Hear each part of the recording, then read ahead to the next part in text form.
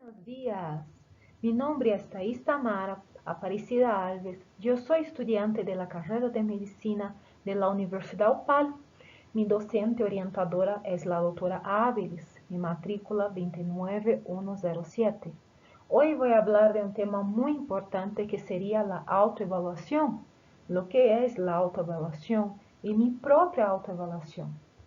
Entonces vamos a ver que quando nós hablamos de esta definição de autoevaluar-se, es decir, que se trata de um processo de permanente reflexão sobre ser, hacer e saber, e que hace parte, ¿no?, de nuestra formação profissional. É um processo participativo, donde no interviene las gestiones de la formación de este profesional. Es un proceso que transforma, nos permite evidenciar lo que tenemos que mejorar, cuáles son nuestras fortalezas y mantenerlas. Es un proceso veraz, lo cual, mediante la Dirección de Formación de Profesional Integral, ¿no?, muestra lo que es, lo que hace, lo que proyecta. Es un marco que tienes por finalidad compromiso con la calidad y la excelencia. Entonces, autoevaluar, hay que seguir este proceso, esta construcción de entendimiento, de aprendizaje. Me gustaría hablar de un aspecto muy importante que cuando nosotros vamos a hablar de aprendizaje, sabemos que existen diferentes tipos de evaluación educativa. Y entonces lo que se puede decir es que algunos métodos de enseñanza no tienes la énfasis, el enfoque en el éxito de lo estudiante, porque quando nosotros vamos a hablar de un proceso educativo donde nosotros tenemos este enfoque, como tenemos la oportunidad, ¿no?, de durante este semestre de compartilhar a asignatura de epidemiologia com a doutora Áviles, no qual desarrollado um método de enseñança diferenciado, ¿no? Ella sempre durante suas classes nos mencionava, nos encorajava de que qualquer área que nós outros profissionais buscamos, tienes que ter primeiro paixão. Quando tu tienes paixão pelo lo que hace, não importa que seja o trabalho, vas a tener en su trabajo con mucho más gana, va a ser, con mucho más empeño, donde tú vas a procurar siempre a buscar a mejorar, vas a tener lo que sería un enfoque, necesario que se tenga un enfoque do que yo quiero, lo que quiero buscar. Y hay necesidad muchas veces, ¿no?, tenermos ese empuje. Entonces la doctora Áviles ha sido esta persona que nos ha empujado a un servicio, a un trabajo, a desarrollarnos ideas con base en la idea central, a trabajarmos sobre este aspecto, este tema, este contenido y persistirmos. Entonces es importante seguir estos pasos, porque solamente vamos a lograr tener éxito como profesionales una vez que nosotros durante este período de formação seguimos estes passos. Autoavaliar-se é mirar em um espejo e realmente mirarmos como nós outros realmente somos. Desde o ponto de qualidades, que é importante, pero também nossa autoevaluação crítica em dizer, isso eu tenho que melhorar. Entonces, esto sería el proceso educativo con enfoque en lo éxito. Pero, lamentablemente, el proceso educativo que tenemos de forma actual en diferentes universidades, en diferentes niveles de educación, se está desfasado, ¿no? Porque tiene su enfoque en decorar la materia, el contenido, y no en no aprender, no aprendizaje. Entonces, es harto contenido, hay que decorar tal como está en libro, ¿no?, porque así serán sus exámenes. Los enfoques, entonces, es de hacer un examen con múltiples respuestas, donde el estudiante pone la respuesta que no te tienes más certeza que se puede ser, pero hay que llevar en cuenta que un estudiante, ¿no? Que tú tienes una nota excelente, no significa que ello comprendido 100% su materia, y tampoco el estudiante que sacado baja nota es el estudiante que no comprendido nada. Es que este modelo es tan saturado, lo cual no son todos los estudiantes que recién están haciendo, ¿no?, este cambio de salir de una secundaria y migrarse a una universidad, ¿no? Entonces, no adaptado a este nuevo modelo, ¿no?, y antiguo, la verdad. Entonces, no logra desarrollarse como debería. Son contenidos que el estudiante saca buena nota, se decora, pero con pasar de los días de semana se le olvida, porque es un aprendizaje a corto plazo, ¿no? Es mirar en un espejo, en este caso, y tener una imagen completamente diferente de lo que realmente somos. Hay que llevar en cuenta que el estudiante, cuando está sobre una evaluación, tiene el factor tiempo y el factor nervosismo, donde às vezes se lo olvida. Porque acá en este modelo no te permite poner lo que tú realmente logrado comprender. Ya tiene su pregunta y hay que hacer la respuesta. Se satura, entonces se queda más desmotivado. Y lo final, ¿no? La parte peor es que ello empieza a comprender de que realmente no sabe, que no tienes la afinidad con determinada carrera. Y muchos acaban abandonando la carrera.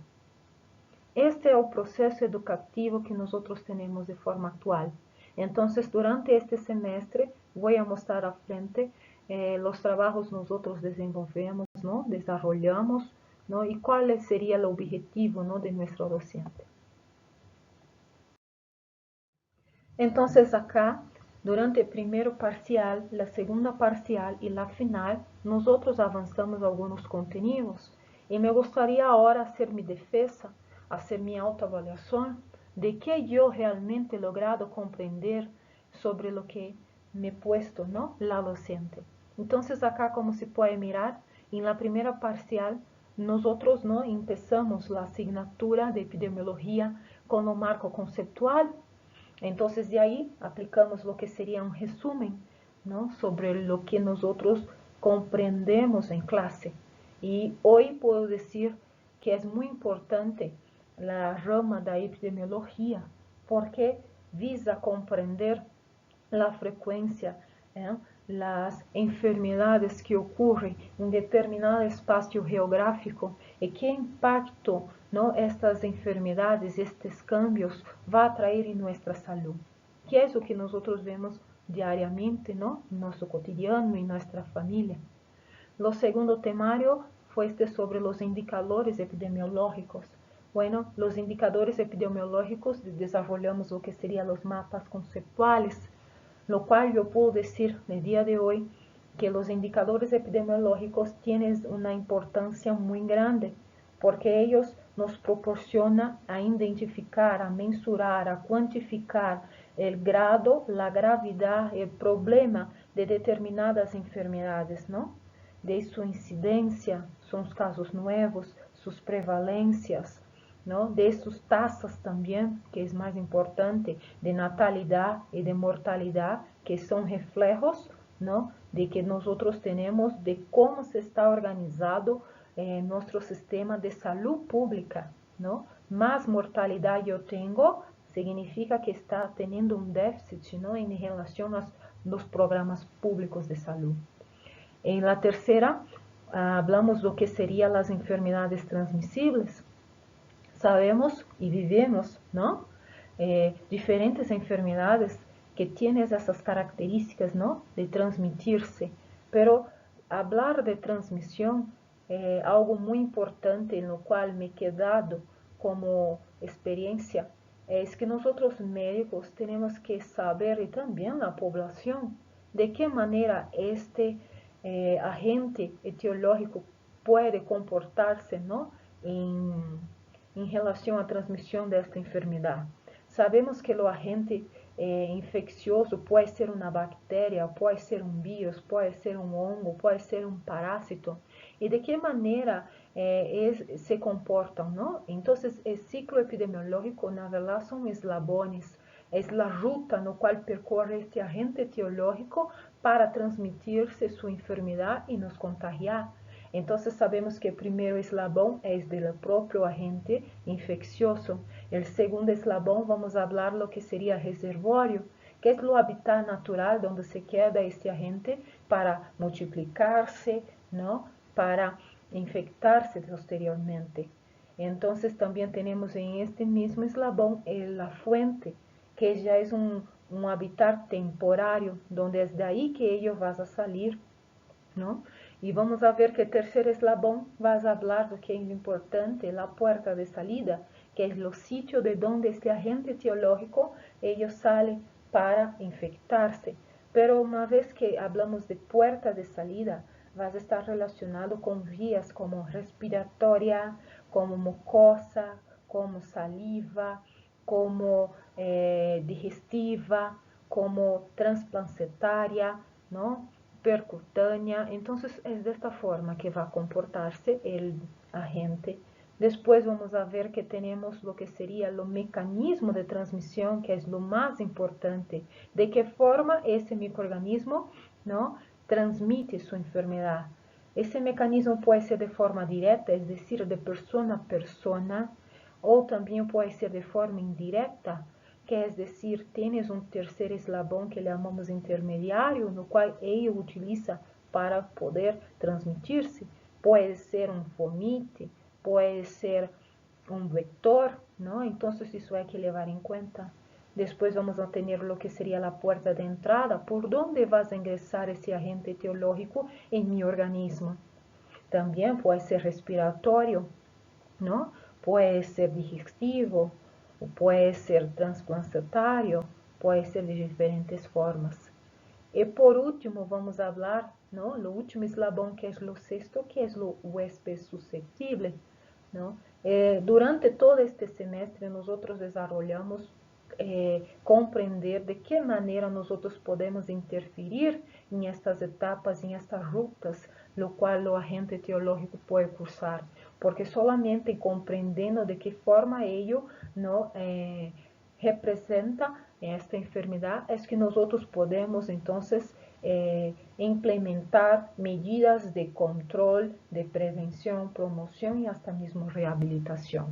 E o huésped suscetível é a pessoa vulnerável, é a pessoa no qual tem suas enfermidades de base, não? A pessoa no qual seu sistema imunitário está tão debilitado, imunocompetente, para ter que dar conta de este agressor que chega e ingressa a seu organismo. E de que forma podemos fazer para fortalecer então essa resistência, não, do sistema imunológico? Então, durante todo esse semestre, nós desenvolvemos uma ferramenta através de vídeos, no qual lograva realmente educar a população, educar nossos familiares, educar nossos amigos, com base no que nós aprendemos em classe. Como controlar esta enfermidade, como promover saúde, como prevenir, não? E como hasta mesmo reabilitar, não? Então, também desenvolvemos o que seria uma reflexão sobre o que seria o sentido da vida, não? Porque nós elegimos a carreira de medicina. Desde aí, não? Temos que sempre, constantemente, fazer essa reflexão. E começamos, não, a desenvolver o que seria trabalho de investigação, pero esse trabalho de investigação tinha que cumprir, não, a norma de que ter um enfoque epidemiológico. E o tema do que seria meu trabalho de investigação foi referente a lo que seria o COVID-19, que nós já passamos de los 2 anos da pandemia, não? E recém ainda estamos nos recuperando nos diversos países, mediante o impacto que causado. Então, o tema foi factores predisponentes de las enfermedades crónicas no transmissíveis en el combate de la pandemia por el COVID-19. Que yo quería lograr, ¿no?, con este tema es que a lo largo del tiempo que tenemos como 2 años de pandemia, se ha evidenciado de forma estatística, ¿no?, datos estadísticos, que las personas que tenían enfermedades crónicas pero de carácter no transmisibles, es decir, pacientes con cuadros respiratorios, EPOC, asmas crónicas, pacientes con problemas cardiovasculares como hipertensión arterial, cardiopatías, diabetes mellitus tipo 2, ¿no?, cuadros de, por ejemplo, enfermedades como VIH, o sea, todas estas personas se encontraron como uma poblação de risco e vulnerável. Ellos sufrido de forma mucho más intensa al COVID-19. Entonces, el trabajo venido con esta propuesta, ¿no?, demonstrar que cada característica de cada enfermedad, ¿no?, que relación tenía, lo que tornaba esta persona vulnerable para que el COVID-19 desarrollase y multiplicase de forma mucho más fácil. Acá vamos a ver que en la segunda parcial, nosotros entonces empezamos a hablar de estas enfermedades. Enfermedades que se propagaban por vía aérea, es decir, todas las enfermedades de características respiratorias, desde un resfrío común, una bronquitis, una asma aguda, crónica, una enfisema pulmonar, ¿no?, un EPOC, tuberculosis.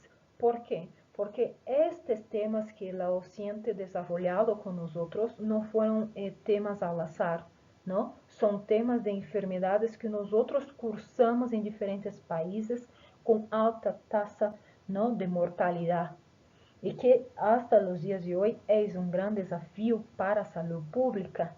Entonces, con estos videos que nosotros creamos, ¿no?, desde enfermedades por vía aéreas, enfermedades crónicas transmisibles, ¿no?, las no crónicas transmisibles, ¿no?, que ya he mencionado.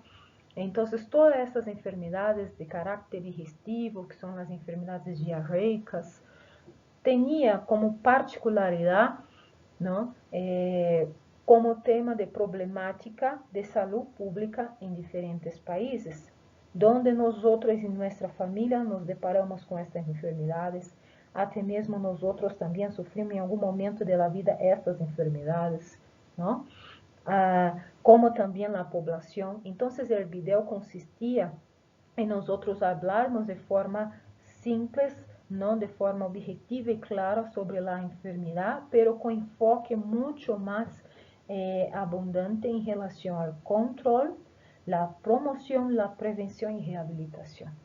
Y por último desarrollamos lo que sería la conclusión de trabajo de investigación. La tercera parcial, o también llamada de final, seguimos, hacemos nuestro material de video con enfoque entonces ahora con las enfermedades transmitidas por contacto directo, ¿no? Y este de contacto directo nos ha dado una énfasis muy clara, ¿no?, de las enfermedades de transmisión sexual, que es uno de los temas también muy importante, poco hablado entre las familias, a sus hijos, ¿no?, por sus padres, poco discutido, pero que tenemos una alta incidencia también. Las transmitidas por vectores, sabemos que entre ellas tenía como dengue, chikungunya, la zika, la malaria, la chagas, la leishmaniose, son todas enfermedades causadas por un vector, ¿no?, por una mosca, ¿no?, que hacía el papel, ¿no?, el mosquito, de transmitirse estas enfermedades a nosotros. Y es la característica de nuestros países tropicales, subtropicales, y que es la causa de la muerte. Después hablamos de lo que sería la epidemiología ambiental. Entonces sabemos que cuando nosotros vamos a hablar de la epidemiología ambiental, es decir, todos los aspectos identificados en el medio ambiente, ¿no?, que impactaron, ¿no?, como efecto adversos de manera negativa, ¿no?, los riesgos, qué proporción ¿no? Podemos decir que a alteración de nuestro medio ambiente, ¿no? Va a interferir a nuestra salud. Sabemos que no está muy distante a identificar que la población, ¿no? Se está cada vez más cercano de que la área silvestre, y con eso ha tenido diversas enfermedades que antes no teníamos, ¿no? Como también vamos a ver relacionado que las alteraciones, la contaminación ambiental, que también nos trae impactos, ¿no? A salud, ¿no? Desde que sea contaminación provocada por acción indebida del ser humano, como también de forma natural, todo eso va a impactar en nuestra salud. No hay como separar el hombre de su medio, ¿no? Es decir, de su entorno. No hay como tratarse de la enfermedad solamente de los seres humanos y se olvidar de que está a su entorno. Há muitas enfermedades que se propiciam a um meio ambiente desfavorável, não? Na categoria de uma população muito mais pobre e precária. Então, vamos a ver que há dificuldade de higienização, de saneamento básico, de hacinamento também, não? Então, todo isso vai influenciar em seu estado de saúde. E com base em identificando todo isso, podemos sempre lograr com ação de controle, prevenção e promoção e reabilitação. Por último, hablamos no lo que seria a saúde ocupacional, que se trata, ¿no? de prestar serviços, ¿no? A este trabajador de forma do que ele não tenha su riesgo durante executar su trabajo, sea los riesgos de contaminación química, biológica, acidentes, ¿no? Entonces, decir, hacer con que ellos no sufra ningún daño, ninguna enfermedad voltada a su habitat laboral.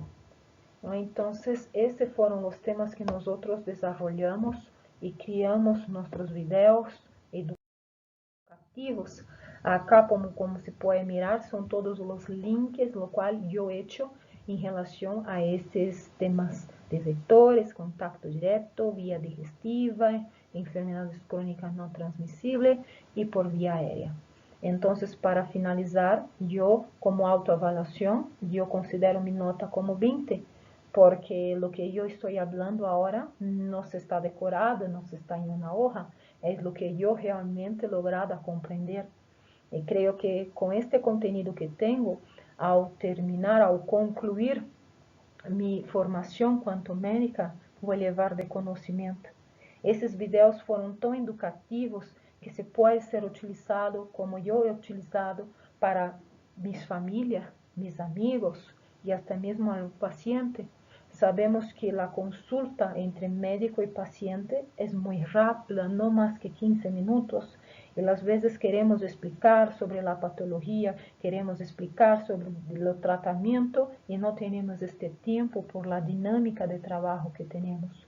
Então, eu he visto que é uma ferramenta, um modelo de aprendizagem que nós temos entre este semestre que vou utilizar para a vida, não? É decir, orientar meu paciente de que forma e de que maneira ele pode fortalecer seu sistema imunitário ou se já tienes uma enfermidade, de que forma pode evitar as complicações, até mesmo a morte. Então, minha nota é 20. Muitas graças por todo, por la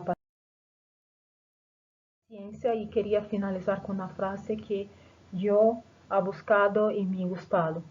Ditoso é lo que estudia para aprender, grandioso é lo que hace para enseñar, pero glorioso é lo que hace para curar. Es decir, nosotros en esta carrera no estamos solo estudiando, no para decorarmos y para retenermos el contenido y conocimiento para nosotros, no, es para enseñarnos nuestra familia, la población y nuestro paciente, porque con eso vamos a lograr curar, porque un paciente que no logra comprender su enfermedad, su manera de transmisión, el tratamiento, ello no adere, no va a adherir nada, porque não ha logrado compreender a gravidade. Então, queria acá dizer, ¿no? Gracias a mi maestra, ¿no? La doutora Áviles, por su dedicación, por la parceria durante esse semestre, por la construcción, ¿no?, que ha tenido de sus conocimientos con nuestros conocimientos y por creer en mi potencial. Eso es todo. Muchas gracias.